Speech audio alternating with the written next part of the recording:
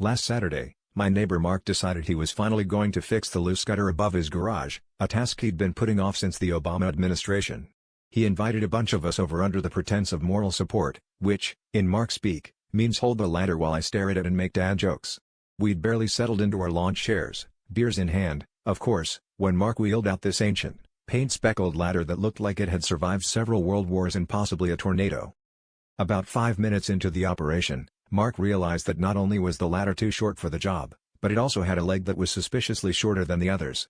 Unfazed, he decided to improvise by stacking the ladder on top of a wheelbarrow, which he stabilized with a collection of garden gnomes.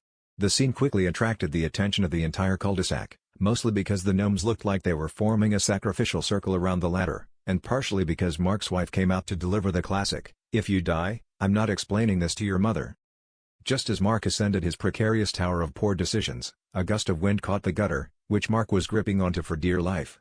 The ladder wobbled, the wheelbarrow rolled, and in a feat of physics I still don't fully understand, Mark landed safely on the ground while the ladder, now entangled with the gutter, a string of fairy lights, and 2 garden gnomes, was suspended mid-air, rotating slowly like a modern art mobile. Within minutes, people were snapping photos, and some kid on a scooter started an impromptu auction for Mark's monument to mediocrity. The local paper showed up, interviewed Mark, and the next day the headline read, "Suburban Man's Ladder Accidentally Inspires Community Art, Proof that Every Masterpiece Begins with a Single Misstep." Mark says he's just glad he didn't end up as the fallen artist, but I told him, "Buddy, you finally nailed a home improvement project, you just didn't expect it to be in the art world."